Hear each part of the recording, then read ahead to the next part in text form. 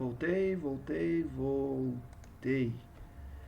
Vamos lá, Uruguai. Vamos falar um pouquinho de Uruguai, né? Mais ou menos 177.414 km² de extensão territorial. E o Uruguai é menor do que o estado do Paraná, mais uma comparaçãozinha com uma realidade brasileira.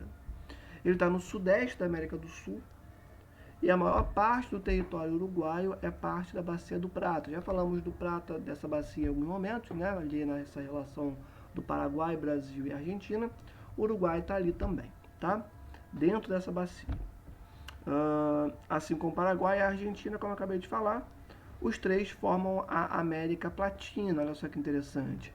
Paraguai, Argentina e Uruguai estão ali dentro da Bacia do Prata.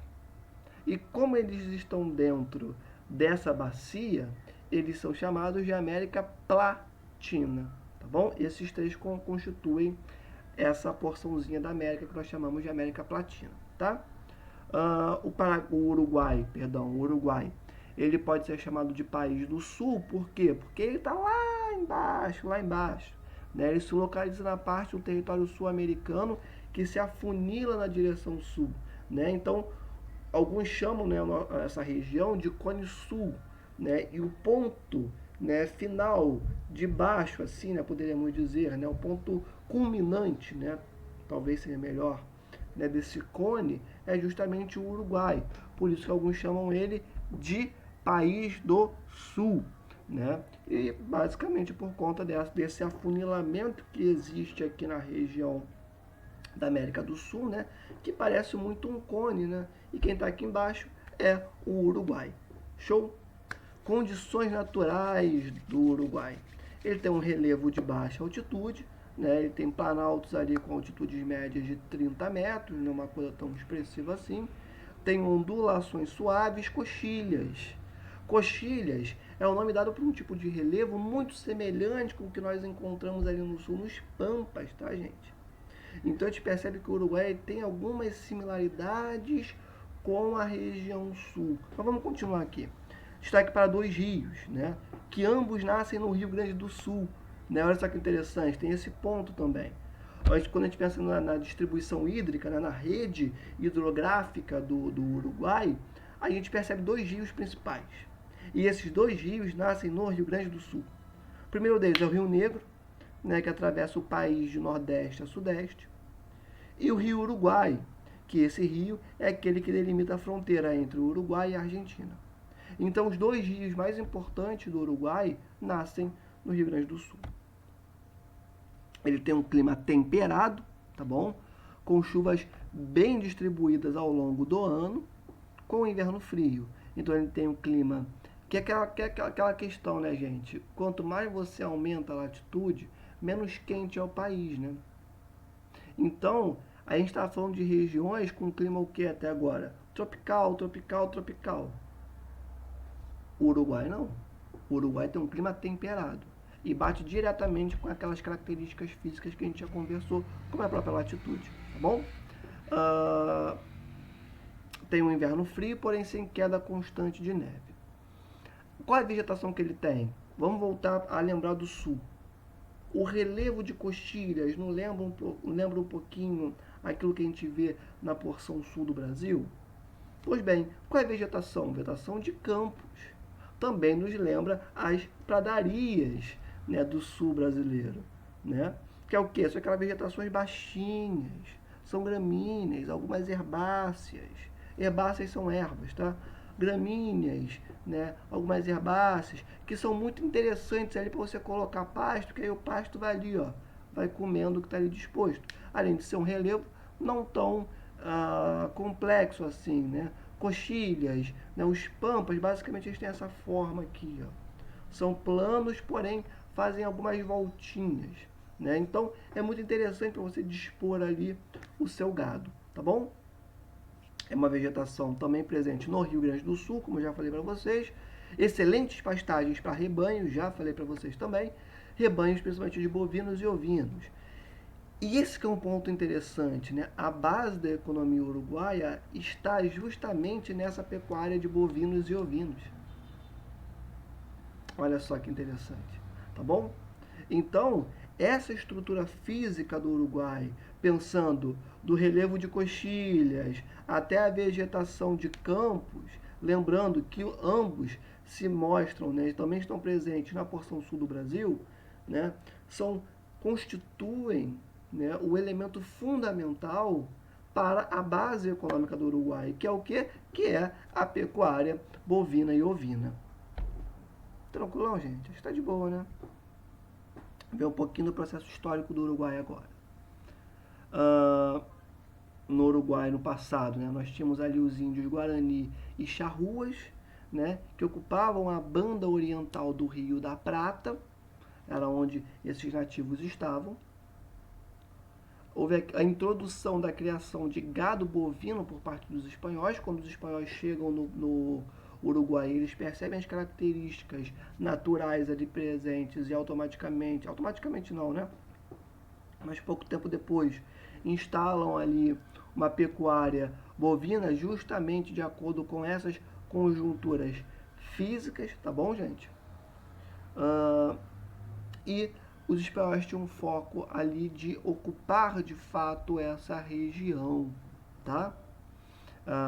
E aí criaram ranchos, estâncias e tudo mais, né? Então, essas infraestruturas que são fundamentais para o desenvolvimento da pecuária, que, diga-se de passagem, começava a ser desenvolvida nesse momento pelos espanhóis, até hoje se faz muito presente e marcante no território uruguaio, né, começam a ser construídas nesse momento, ranchos, estâncias e por aí vai, tá? Houve uma cobiça portuguesa, né? Em 1680 fundam a colônia de Sacramento, na margem oposta do Rio da Prata. E o que acontece? Eles atravessavam essa margem, né, para fazer saques e captura de gado da porção espanhola. Então, olha como é uma coisa até meio infantil, né? Mas, enfim, os países europeus sempre agiram dessa forma. Que é basicamente o seguinte: eu estou colonizando uma parte da América do Sul, né, das Américas, e você está colonizando a outra. Show de bola. Mas eu quero a sua. Então, o que eu vou fazer? Eu vou promover uma série de avanços, né, de saques, captura de gado da porção espanhola, né? Então, é o que acontecia nesse momento, né? Os portugueses instalam a colônia de Sacramento, da margem oposta do Rio da Prata, e justamente vai fazer essa birrinha, né, entre Portugal e Espanha. Iam lá e voltavam, iam lá e voltavam.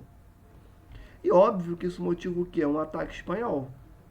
Percebendo que poderiam perder suas terras, atacam Sacramento, né? Então, parece que são os portugueses falando assim: vem, me ataca,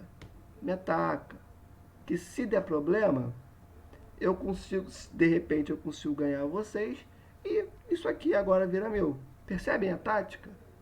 Ocupam, criam infraestruturas, começam a desenvolver incursões para atrair a atenção espanhola. Espanha responde, né? E atacam Sacramento, tá bom? Obviamente que Portugal não venceu, né? Porque a Espanha ficou ali presente, tá bom? Vamos lá. Fundação de Montevidéu. A fundação dessa cidade assegurou uma certa tranquilidade aos espanhóis. Já vimos que os portugueses estão aqui, ó, só de butuquinha, só de olho, querendo que os espanhóis deem o primeiro erro para conseguir entrar ali no Uruguai.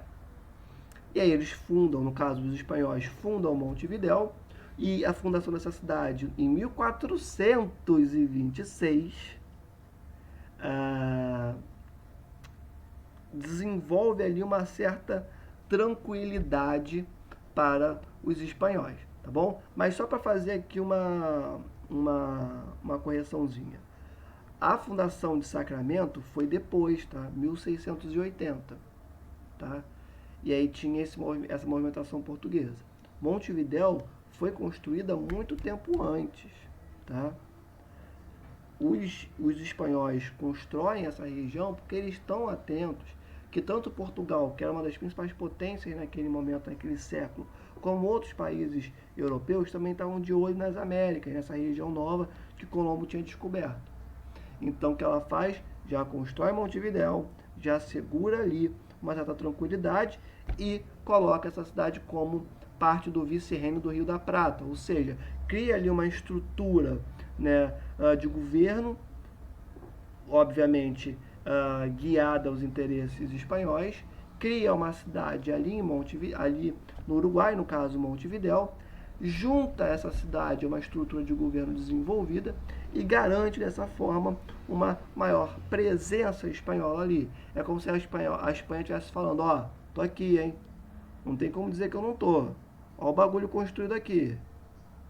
Tô aqui, hein? Sacaram? Basicamente isso.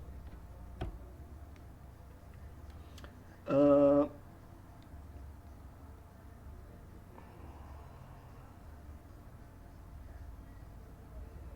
tá. Vamos falar agora da independência da Argentina. Professor, mas independência da Argentina? Calma, vamos entender isso. Os habitantes da banda oriental do Rio da Prata começam um movimento de independência. Tropas luso-brasileiras invadem a região. Lembra que eu falei que na banda oriental estavam lá os portugueses, aí já em 1600 e tantos? Pois bem, eles começam um processo de independência em relação ao restante do Uruguai. Aí os portugueses invadem a região e anexam essa região ao Brasil em 1817. Ou seja, a Espanha constrói Montevidéu, né, lá no século XV, os portugueses mesmo assim vão para a banda oriental do Rio da Prata, né, promovem incursões ali contra a Espanha, o tempo passa, né, depois as tropas luso-brasileiras invadem essa região e anexam ela ao território brasileiro. Show de bola? E colocam o nome ali de província Cisplatina, tá? E essas tropas nacionalistas expulsaram os brasileiros em 1827, tá? E a partir desse ano, em 1827, é proclamada a independência do Uruguai, tá bom? Então percebam como que os brasileiros, eles sempre, né, nesse passado próximo, têm uma presença ali, né, nos países ao seu entorno. Então, os portugueses invadem, aí anexam, né, para o Brasil, depois as tropas uruguaias, né, apoiadas pela Argentina, se separam do Brasil e promovem a independência do Uruguai. Tá bem? É isso, gente. Deixa eu ver quanto tempo que tem aqui. 12 minutos ainda, tem bastante tempo. Beleza. Beleza, vamos continuar. População do Uruguai, como é que ela é? Mais ou menos ali 3 milhões, 400 e tantos habitantes, tá? Mais ou menos ali entre 3, quase 4 milhões de habitantes, tá? Possui um crescimento populacional muito baixo e tem uma distribuição desequilibrada dessa população. Por quê? Porque a maior parte dessa população está concentrada na capital. E o norte do país, que tem essa região, que possui um povoamento muito baixo. Então, a maior parte da galera está concentrada onde? Na capital. E o restante, o norte do país, está vazio, tá? Nessa região mais vazia, nós temos a presença de alguns fazendeiros, ou também chamados de estancieiros, tá? E seus rebanhos. Então, a galera, o grosso da população, está concentrada na capital. O resto é ocupado por quem? Por fazendeiros com seus rebanhos. Show de bola? E a região do Vale dos Rios Uruguai e da Prata possuem densidades médias elevadas. Então, ali nessa região, né, dos rios Uruguai e da Prata, aí já há uma concentração, né, uma densidade demográfica, melhor dizendo, né, não mais expressiva do que do norte, porém não tão expressiva quanto a galera que está na capital, né? Então a densidade demográfica que vai de média, né, a elevada, tá bom? Mais ou menos ali 60 habitantes por quilômetro quadrado. A população do Uruguai é majoritariamente branca, descendentes de espanhóis e de italianos. Percebam como que um outro país europeu também se fez presente nesse território uruguaio. 90% total de toda a população é branca, descendente desses desses dois, não descendentes dos países, né, mas das pessoas que vieram para cá, dos colonos, em um dado momento. E 6% dessa população é ameríndia e 4% é negra, tá bom? Então a população uruguaia, de fato, é majoritariamente branca, descendente de europeus. E o contingente, né, que vai complementar essa população, que são indígenas e negros, né, respectivamente são 6% e 4%. Professor, o que aconteceu com os indígenas que moravam lá? Mesma coisa que aconteceu com os indígenas no Brasil e no resto dos países da América Latina. Menos no Paraguai, porque eles se rebelaram. Foram mortos. Né? Enfim. O padrão de vida, né, da população uruguaia é muito semelhante ao padrão de vida dos países europeus. Olha só que interessante. O IDH do Uruguai está ali em 0,8, 0,799. Tá bom? E com uma expectativa de vida que gira em torno ali dos 77,2 anos. Uma mortalidade infantil, né, de 8,74 entre 1.000 nascidos. Professor, 8,74? Mas não são pessoas? Sim, gente, são pessoas, só que isso aqui é uma estimativa, né? Isso aqui é uma porcentagem. Né? De 1.000 nascidos, 8,74, né, morrem. O que é um número muito interessante, pensando que em países como o Brasil, essa mortalidade infantil é bastante superior a esse número apresentado aqui. Tá? O que lembra, mais uma vez, uma realidade de um país europeu. Tá? E a taxa de alfabetização no Uruguai é superior a 98%. Ou seja, mais de 98% de toda a população uruguaia é alfabetizada. Vamos continuar. Falar um pouquinho da economia do Uruguai, né? A economia basicamente se pauta sobre a pecuária, tá? É a base da economia uruguaia desde o período colonial, já falamos sobre isso, né? A criação de gado na forma extensiva. O que é a criação de gado na forma extensiva? Basicamente é um método, né, que se baseia sobre não tanto a implementação de tecnologia. Né? Você pega o gado, você deixa ele disposto no pasto e vai tocando o barco. Né? Nossa, agora falhou feiaço minha voz.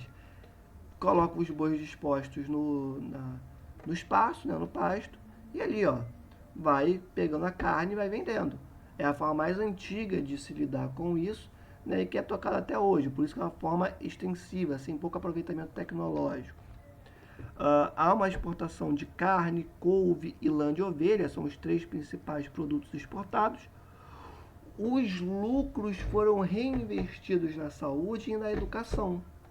Aí tá o ponto fundamental para entender o porquê que o Uruguai ele tem uma qualidade de vida tão semelhante de países europeus.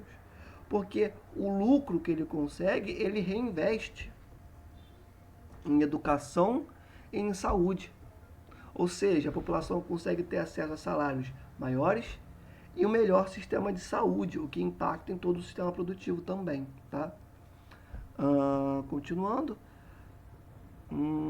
Há uma queda dos preços da carne e da lã, né, o que impacta essa economia uruguaia por conta da concorrência com outros países. Né? Mas ainda assim, o Uruguai consegue manter a sua economia aquecida por conta do Mercosul. Não entendi, professor. É o seguinte, sabe a Argentina? É uma grande exportadora de carne também. Sabe o Brasil? Também é um grande exportador de carne. Então essas competições tão grandes desses dois países, gigantes, do ponto de vista de presença no mercado de exportação de produtos primários, de agropecuários, né? O Uruguai consegue compensar essa competição tão complexa com os países do Mercosul. Então percebam mais uma vez como que o Mercosul é um bloco econômico fundamental para o desenvolvimento das atividades econômicas de muitos países da América do Sul, incluindo o Brasil. Tá? E o Uruguai, além de carne, também exporta trigo, soja, arroz e milho. Tá bem, gente? Vou parar por aqui essa parte e vou voltar na próxima falando sobre Colômbia. Tá bom? Beijo.